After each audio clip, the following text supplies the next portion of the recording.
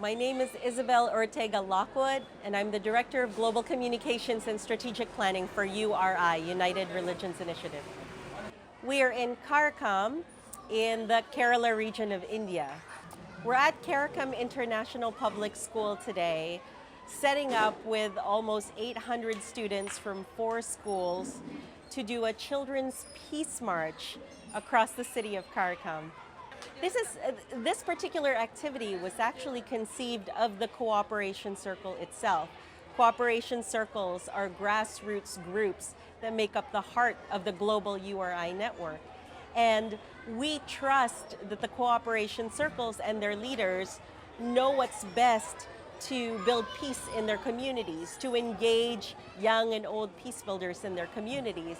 And I believe it was through the leadership of our regional coordinator, Abraham Karakam, and the people that make up the school that decided that the best way to support peace and to showcase their support of peace was to march with the children through the streets of the town. I believe that the religious makeup of the school is predominantly composed of Christians, Muslims, and Hindus. And there might be other religions represented there as well. A cooperation circle is at least 7 people representing 3 religious, spiritual, or indigenous beliefs that come together to work for peace in their communities. What's interesting is from that concept of 7 people, the definition of a cooperation circle has grown exponentially. Our biggest cooperation circle at this point in time have 200,000 members. So really the range of the membership within the cooperation circles can range from 7 people to 200,000 people. But all of them have the goal of working to build peace, healing, and justice in their communities. So there was an original vision to speak with religious leaders to form a united religions. What our founder found was that the religious leaders were not interested in coming together so readily. But the people at the grassroots, the people who held true to their religious, spiritual, or indigenous beliefs, they wanted to get involved. And they were willing to reach across those borders and work with the other, if you will. So like I mentioned, community groups, these cooperation circles, they identify the ways in which to build peace in their communities. So we are going to see a parade through the streets of Karakham today, but we would have seen in Uganda other work that's being undertaken in groups coming together to provide counseling for former sex slaves. There are other cooperation circles. I'm thinking of one in the Philippines that provides interreligious and intercultural training and interfaith training to military officers who work in predominantly Muslim communities because these military officers are mostly Christian. So it's bridging that religious divide that separates them. In South America, there's a lot of work that's being done by cooperation circles to preserve indigenous tradition and indigenous culture. There's also a lot of economic opportunities that are being provided to indigenous women so that they could further their livelihoods. And then there are cooperation circles in Europe that are working to provide counseling and emotional support to refugees that are coming in from the Middle East. And then on the Middle East, there are also camps and education programs for children who have been displaced by conflict. So it can run the gamut of everything from education, from training, from parades to media involvement. There is really no limit to how people express themselves because peace means so many different things to so many different people. At this point, 2019, there are 88 cooperation circles in the United States and Canada, and that makes up the North America region. So one wonderful example is that you may have heard over the last couple of years a recent spike in attacks against Muslim communities. You may have heard that in the last couple of years, there have been a lot of attacks on Muslim communities, on Jewish communities, particularly places of worship. So in the eastern United States, Some cooperation circles have come together to form protective rings of prayer around mosques.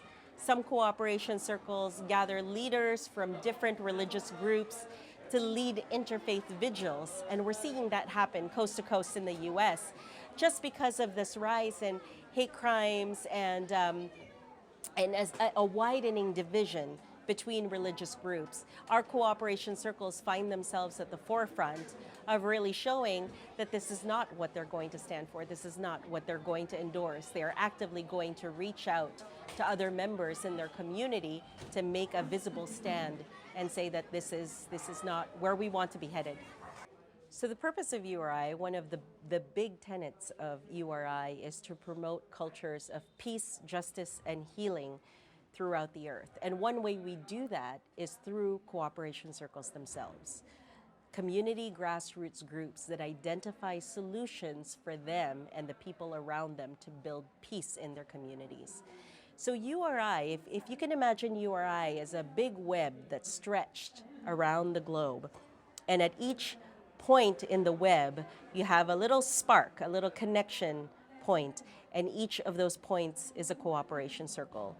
We as a network provide the connective threads that bring those groups to each other, bring inspiration to them through another cooperation circle's work. We, URI, as an organization, uplift the work of the individual cooperation circles so that they receive broader recognition. It may be regional, it may be international. They gain access to platforms, online, print, social media to elevate their work. And then we're also, through this connected web, able to get them in touch with each other to share best practices. So even though one solution might work better in Buenos Aires versus somewhere in India, there might be some similarities and commonalities in what they're dealing with that would get improved if they just traded ideas with each other. So those are some ways that we provide support to this whole network. So we have, URI has regional offices all over the world, including here in Kotarakara in the Kerala region in India, and then as well in Kampala in Uganda. Our regional coordinators, Despina and Abraham, meet on a regular basis to exchange ideas about what might be working for their regions, but also to tell each other about programs that are unique to their regions in case there are opportunities for some cooperation circles or cooperation circle leaders to benefit from that experience. So a great example is the Traveling Peace Academy. Abraham, who is the regional coordinator of the South Zone in India, held this Traveling Peace Academy and invited people to come and participate. At around that same time, Sheikh Musa Khalil, who we met through the Acholi Religious Leaders Peace Initiative, expressed interest in coming to India to participate in that. So through URI's involvement, through URI's support, and through the existence of the network itself, a cooperation circle leader, a respected man in his community, was able to bring his knowledge and his experience to share with a wider international group and then to be able to bring it back. URI was founded by a visionary. Some people call him a maverick. He is the Right Reverend William E. Swing, the former Episcopal Bishop of California. And I would describe Bishop Swing as being somewhat unconventional. And I think URI is a great example of one of those unconventional ideas that he had. He was contacted by the United Nations for its 50th anniversary to try and organize the religions of the religious leaders of the world to come together for this particular occasion. And Bishop Swing, ever so gracious and hospitable, agreed that he would do his best to try and do that. Also quite surprised that this didn't seem like a problem for folks who were asking him to get involved. But from that, I think the seed was planted of what would it be like if religious people from different communities came together on a regular basis to talk about issues that mattered to their communities, to talk about things that have divided them in the past, to talk about their differences and their similarities and to explore that on a very intimate level. And from that, he put the call out. He traveled the world. He tried to find other people who supported that idea. And many people rose to the challenge. One of the metaphors that we've used to describe Bishop Swing's journey is that of a peace train.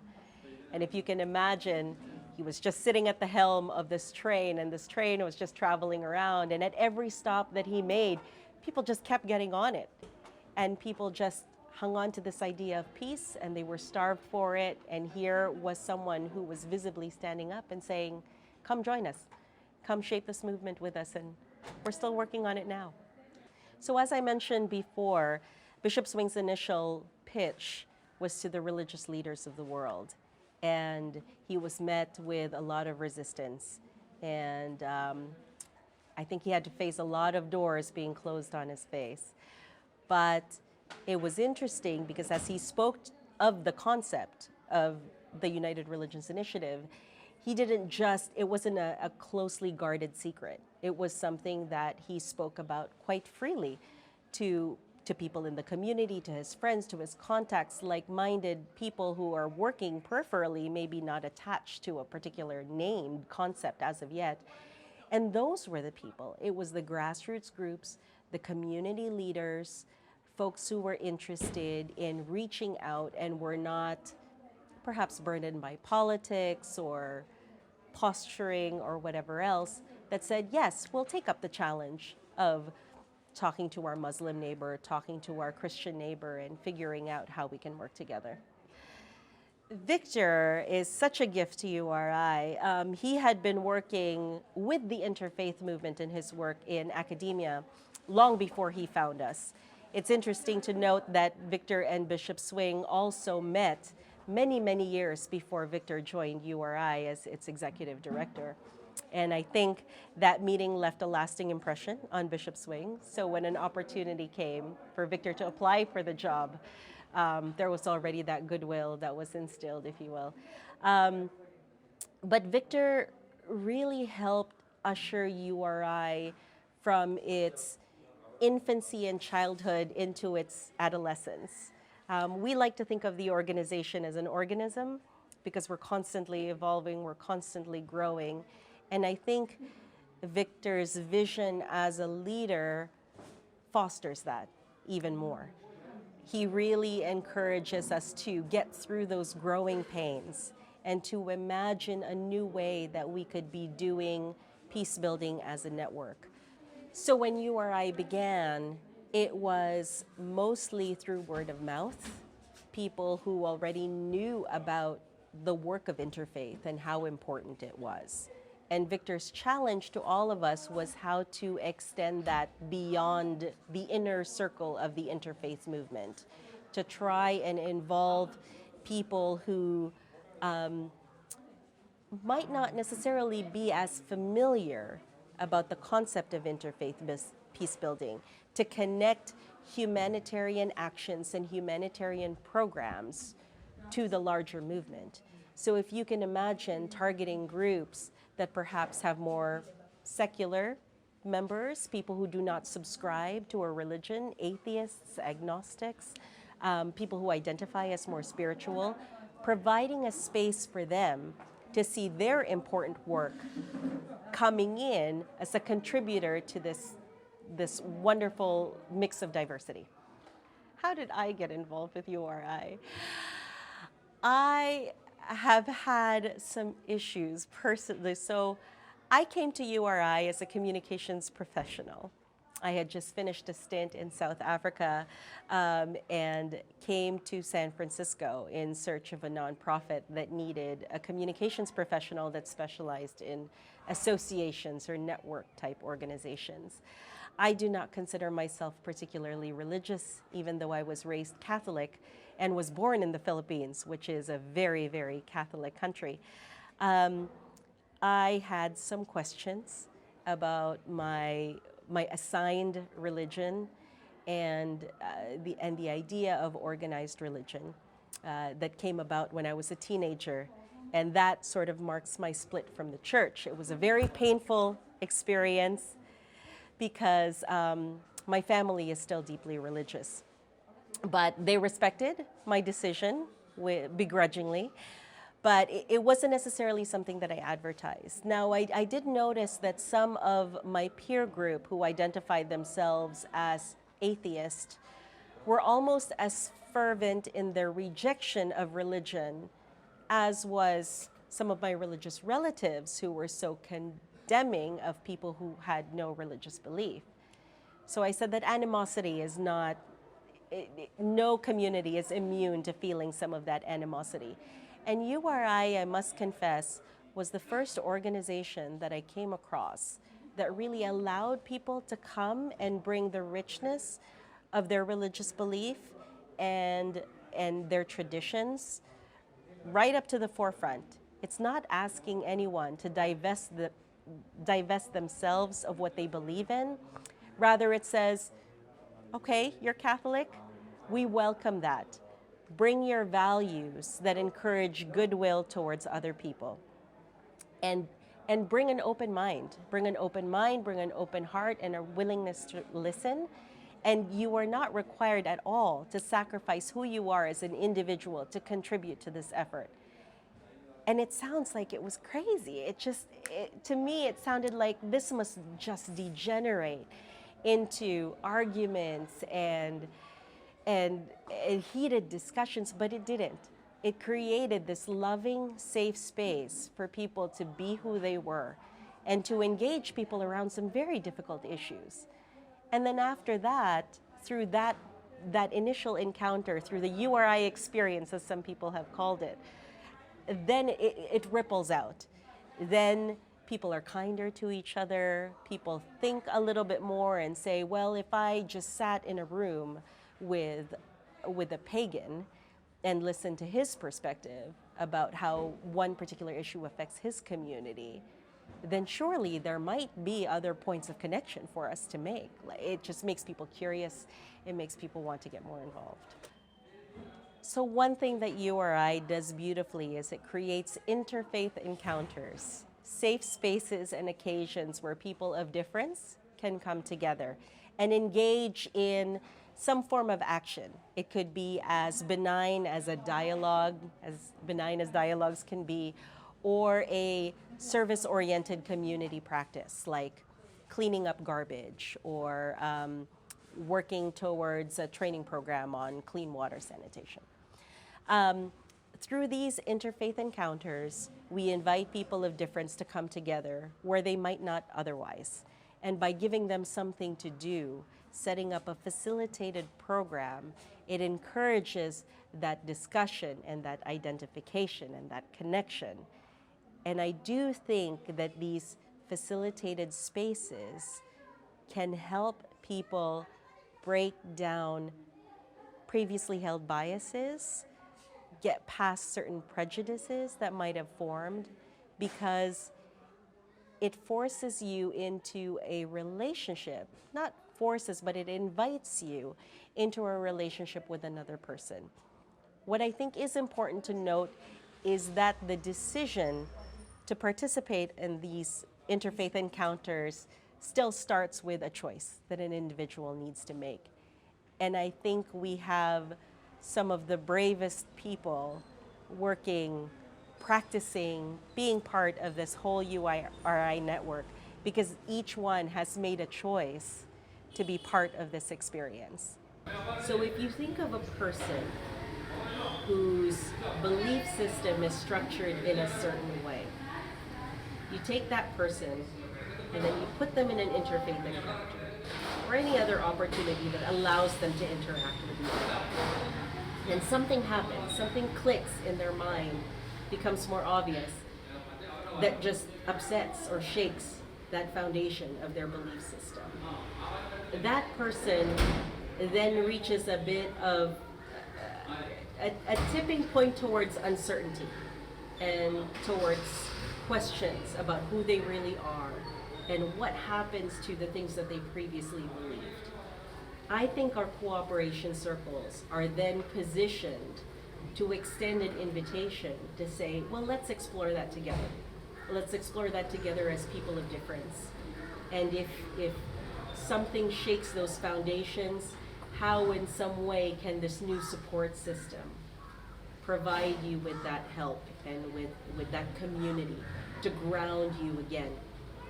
And then if you then expand this notion of communities existing in other parts of the world, you are actively working to provide the support at the individual level and at the community level. URI as a web that connects them can then provide a global support system that then assures this community, okay, you're struggling with a lot of individuals whose support systems have been shaken to the core. And we want you to know that you are not alone. The people in Uganda, the people in Gulu who are working to rebuild their lives are not alone in the work that they're doing. There are other cooperation circles. There are, for the women who have lost their children, who have lost their families, seen them burn before their very eyes, to then know that children in India are marching for peace, showing up by the hundreds, celebrating this idea of a place that in a world that's free of conflict. That is inspirational in a way. And that's the connective component of the web that URI seeks to foster. The work is on the ground. The work starts with the individual with the choice. Then the cooperation circles rise to the challenge of providing that community of support. Then URI as a network celebrates that work and just seeks to share it out with everyone else. So when I joined URI a couple of years ago, as someone put forward the idea that URI could reach 1,000 cooperation circles. We were only at 400 cooperation circles at that point in time. And people just laughed. People within the organization actually said, that's impossible. We can't do that. We can't support that big a network. And now in 2019, we find ourselves at over 1,000 cooperation circles. So looking into the future, I think URI's vision is to allow community groups and organizations to realize that they themselves have the potential to be cooperation circles. In fact, they are cooperation circles already. They might just not be connected to each other just yet. Because every group that organizes, at least the majority of the groups that I've had the privilege of interacting with, already have represented within their membership those 3 different religious, indigenous, or spiritual traditions. They're made up of at least 7 people. And they're already oriented towards doing some good for themselves and for their community.